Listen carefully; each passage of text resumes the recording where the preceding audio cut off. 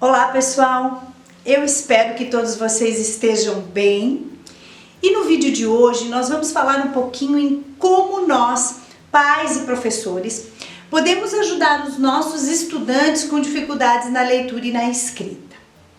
A primeira coisa que nós temos que pensar é que quem tem dificuldade para ler e para escrever, sempre que tiver que fazer alguma atividade que precise da leitura ou da escrita, essa pessoa já vai fazer insegura, com medo de errar, na expectativa do erro, né? Por mais que deseje muito acertar, essa pessoa já vai fazer a atividade entendendo que vai errar. Então a primeira coisa que a gente tem que fazer, e eu já falei isso muitas vezes aqui no meu canal, né, nos cursos que eu dou, nas lives que eu faço, é avaliar criteriosamente o nível de desenvolvimento desse aluno. E sempre, mas sempre começar pelas habilidades dele, por aquilo que ele já sabe fazer. Fazendo também um levantamento sobre as habilidades que estão emergindo, né, que ele começa a conquistar. E aí começa por aí. Todos os dias, mas todos os dias mesmo, sem falhar nenhum, tá? A gente deve fazer exercícios com esses alunos. Por exemplo, localização de som nas palavras.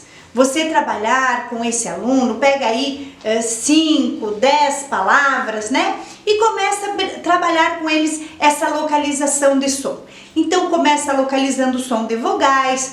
Por exemplo, vamos pegar a vogal O, né? E na palavra bolo, aparece esse som nesta palavra, onde está? E para isso você não precisa mostrar a palavra, você simplesmente fala essa palavra.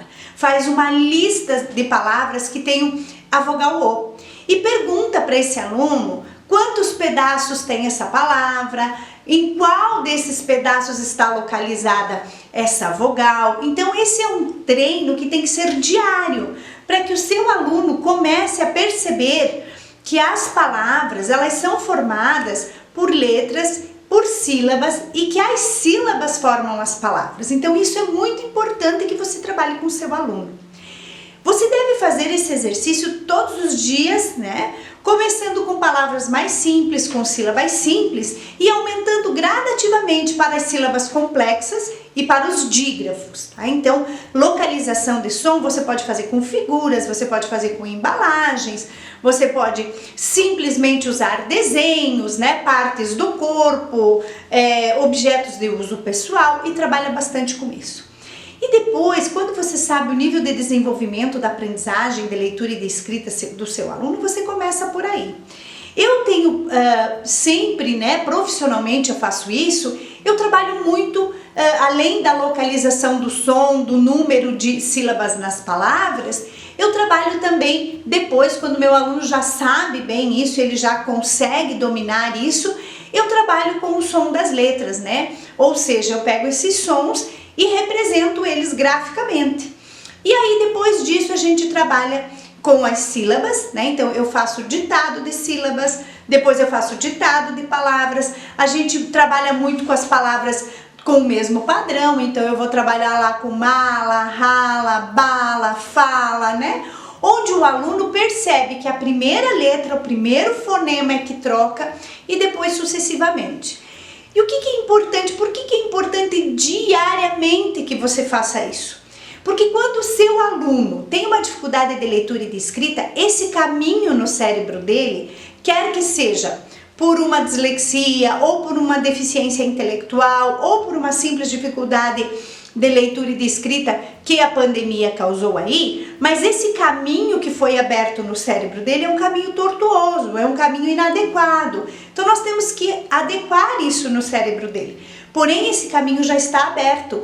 Essa informação errada passou várias vezes por aquele caminho e isso está se tornando uma memória muito forte. Então nós temos que transformar essa memória em uma outra. Então por isso que você vai trabalhar diariamente, para que o seu aluno pegue o exercício e ele repita tantas vezes que esse caminho seja desviado, né?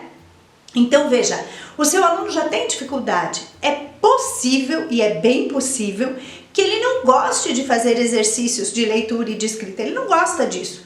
Então, se forem adolescentes, você abre o jogo, você diz o que é preciso fazer, você diz quantas vezes ele precisa fazer, qual a sequência diária da atividade. E se forem crianças menores, você tem que transformar isso de uma forma lúdica, gostosa, prazerosa para a criança. Então, o que você faz? Você começa lá com o som das letras, brinca com esse som das letras, né? Com os adolescentes você trabalha especificamente por que é importante que ele saiba o som. Porque quando ele descobre, quando ele aprende o som das letras e ele já sabe que esses sons estão localizados na palavra, ele vai pensar nesses sons quando ele estiver trabalhando. E aí primeiro ele vai ser mais lento, mas de tanto que ele vai fazer esse exercício, ele se torna mais ágil. Então você vai trabalhar com isso, você vai trabalhar com esses sons. Aí, claro, você diz a letra, você diz o som, por exemplo, rrr, e o aluno tem que escrever qual é a letra que representa esse som. E você vai fazer esse exercício diariamente, e depois você faz com as sílabas. Por exemplo, você vai ditar a sílaba ma, depois você vai trabalhar com fá, depois você vai trabalhar com dá, e aí depois sucessivamente você pode trabalhar com do, depois com mo, com fo, com li, com bi, mas você vai trabalhando isso para que o aluno vá percebendo que essa sílaba está lá dentro da palavra e ele vai localizando em que pedaço da palavra essa sílaba se encontra. E ele vai fazer isso todos os dias. Assim que ele evolui dessa sílaba mais simples para uma sílaba mais complexa, você também vai tornando as atividades mais complexas. E aí você vai, por exemplo, na sílaba pá, eu tenho 2 fonemas, p, a. Mas se eu coloco pra, um outro fonema foi anexado aí no meio desses 2. E aí você vai trabalhar toda essa rota de leitura. E isso é muito importante que você faça diariamente. Então, se for no ambiente escolar, nesse momento de pandemia, se você está naquelas aulas híbridas e que o aluno fica uma semana na escola e uma semana fora da escola, em casa, na semana que ele está na escola, tire 5 minutos, já vai ajudar para você fazer esse trabalho, tá?